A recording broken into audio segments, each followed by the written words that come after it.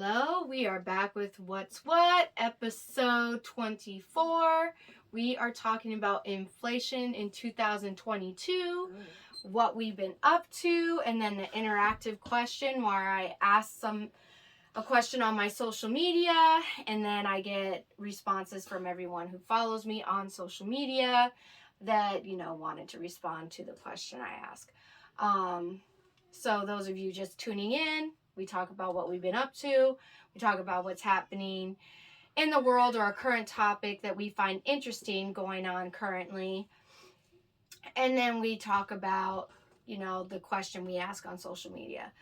So getting right into the inflation of 2022, have you guys noticed when you go into the store, there's like less of everything?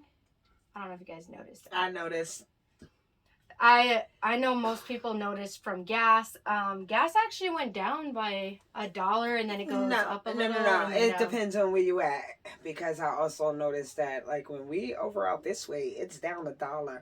Over by where we at, it's still almost $5 a gallon. Oh, okay. So where she's at, it's like almost $5 a gallon. Yes. Here it was like $5 a gallon and $5.19, and then now it's down to between $4 and then sometimes it's $4.19 and then it's like in $4.39. Grand, it's actually $3 and change. So I actually went to depends. Casa Grande. Yeah, it was $3 and change, and I get the good gas, so I was happy about that. Oh yeah, definitely be happy about that for sure. So another thing is inflation. When I started to look up, inflation for 2022, I saw that inflation is up 8.2%. And this is the explanation, so I'm going to read you guys the explanation that I found on the internet for it.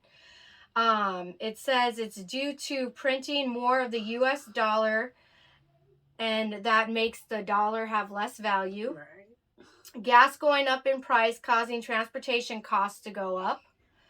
Another cause and effect, as well as transportation going up, causing costs to go up in transportation for food. That causes the price of food to go up, which also means people purchase less items, which to me would think that we'd have more stuff in the store if less items would be purchased. Production is less also. Yes, so production is also slowed down some. Also, understanding droughts, less water means less crops, Yes. less food being able to grow. So those of you who like taking your showers every day for, an hour, you might want to cut down. No, I wouldn't even say cut down, but turn that into a bath. You actually save, you can cut down time. Shower shouldn't take you no longer than 15 minutes, 20 minutes. Yep. Yeah. Do a 10, 15-minute shower, or you need to turn it into a bath. Yeah. Because from what I understand, you actually waste a lot less water doing a bath anyways. Because, you can't change a drought if everybody keeps, using the dang water. It just doesn't happen. So, what can we do about this other than, being more environmentally friendly with recycling and use less water, be more aware? And as far as gas goes, I would say, what do they call that? Carpool. Carpool with people. If you can. If you can't, you can't. But you can also drive less. You don't have to go everywhere, you could drive less. That could also save you money. I'm not the government, so I can't change everything. I could only tell you what makes sense to me. And that's what I think. Do you have any ideas? Yeah, no, basically that's the same thing also, if you're able to, there's also, food you can try to start growing on your own, you know what I mean? Because, there's indoor plants, there's outdoor food plants, if you have the space, community gardens, you know what I mean? That will also help with, fresh food, and it's a lot of things that you can actually do And- to nip it, even it out some. I also heard on Wednesdays and Saturdays there's a farmer's market too. Yeah. It helps the economy when you buy from your local businesses as well. It's a traveling farmers market. And it's also, I forgot the name of it, but I'm gonna see if I can get it though. What they do is they travel and they give I think you give them about $20, and you get like $80 worth of produce. And this is all extra produce that they have to give away before it goes bad. Like $20, they give you like $80 worth of fresh produce. So yeah, and that's pretty good. And then instead of it being Hello Fresh, now you have a whole different thing that probably costs you less money. Yes. And you have enough to feed a herd if you have a lot of kids like me and her. Exactly. She's now at 9. I'm at 5. So what I've been up to. What have you been up to? Let me tell you guys something. Someone, I don't even remember who, but y'all told me that in teenager age, that the girls are going to be harder to deal with than the boys.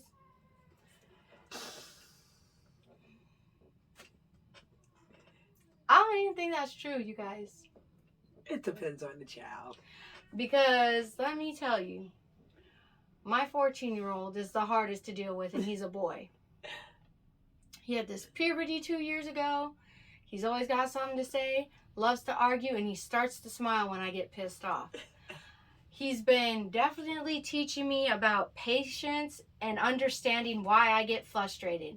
That's the positives I could take from this situation, because the other one just goes way left. I'm just like, oh my gosh, like this is why attempted murder becomes like easier in parents' minds, because mine is the opposite. I had a harder time with my girls than my boys. My boys were so sweet, and they still are, and so good.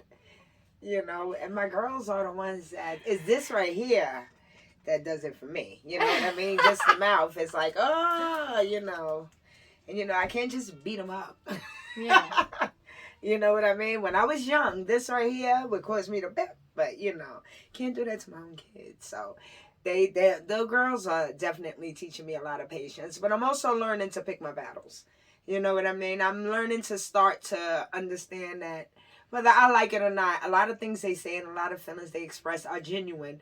So, it's really not for me to say, how I feel about that, even though a lot of things piss me off. But, as long as it's they got to grow and genuine. become, and then they'll figure it out. Exactly. So it's teaching me a lot of patience, too. A lot.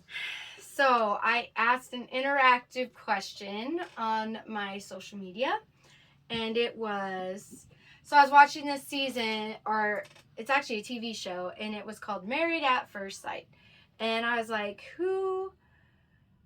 Well, actually, no. That's a different one. But I do want your guys' input on that. So, would you marry someone at first sight? I do have that. So, YouTube, that's your guys' question. But the interactive question I asked had to do with inflation, and it was...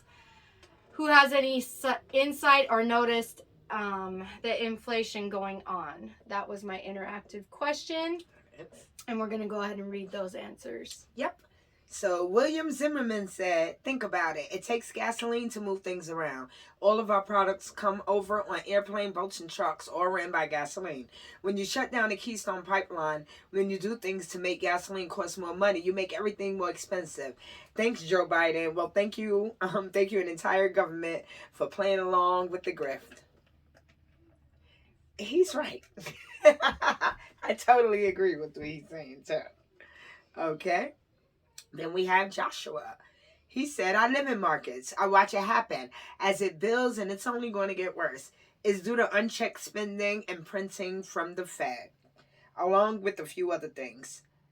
Since the U.S. dollar is a pseudo reserve currency for the entire world, thanks to the deal made after World War II, our value will fall slower than most. More printed money equals less value or buying power, especially since we no longer have the gold standard. Interesting. I think we should read some of that.